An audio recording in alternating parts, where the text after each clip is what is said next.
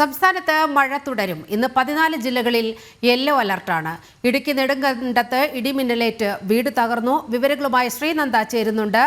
ശ്രീനന്ദ, ഇന്ന് 14 ജില്ലകളിലും yellow alert നൽകിയിരിക്കുകയാണ്. എങ്ങനെയാണ് കാലാവസ്ഥാ വകുപ്പ് നൽകുന്ന വിവരങ്ങൾ? ഒപ്പം നെടുങ്കണ്ടത്ത് എന്താണ് സംഭവിച്ചത്? നീലിമ, കുറച്ചു മുൻപ് 6 ജില്ലകളിലായിരുന്നു യെല്ലോ അലേർട്ട് ആദ്യം പ്രഖ്യാപിച്ചത്. അതിനുശേഷം 12 ജില്ലകളിലായി. ഇപ്പോൾ പുറത്തു വരുന്ന വിവരം വെച്ച് നോക്കുകയാണെങ്കിൽ 14 ജില്ലകളിലും യെല്ലോ അലേർട്ട് പ്രഖ്യാപിച്ചിരിക്കുകയാണ് കാലാവസ്ഥാ വകുപ്പ്.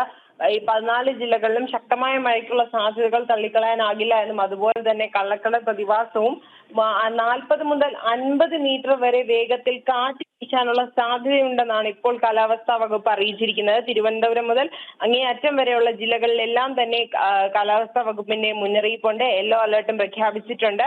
ഇന്ന് ഇടുക്കി നെടുങ്കണ്ടത്ത് ഇടിമിന്നൽ കാരണം വീട് തകരുന്ന ഒരു അവസ്ഥയാണ് ഉണ്ടായത്.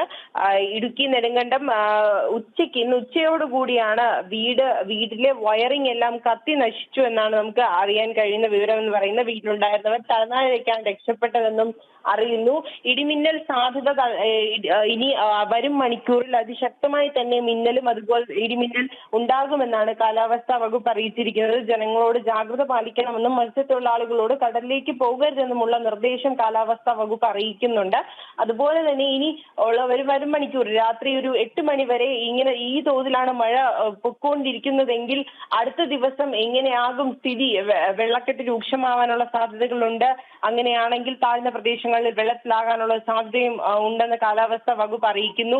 തീർച്ചയായിട്ടും ജനങ്ങൾ എല്ലാവരും തന്നെ വളരെയധികം ജാഗ്രതയോടുകൂടി ഇരിക്കേണ്ട വരും മണിക്കൂറുകളാണ് ഇനി അങ്ങോട്ട് എന്നാണ് കാലാവസ്ഥാ വകുപ്പ് ഇപ്പോൾ പുറത്തുവരുന്ന വിവരമെന്ന് പറയുന്നത്.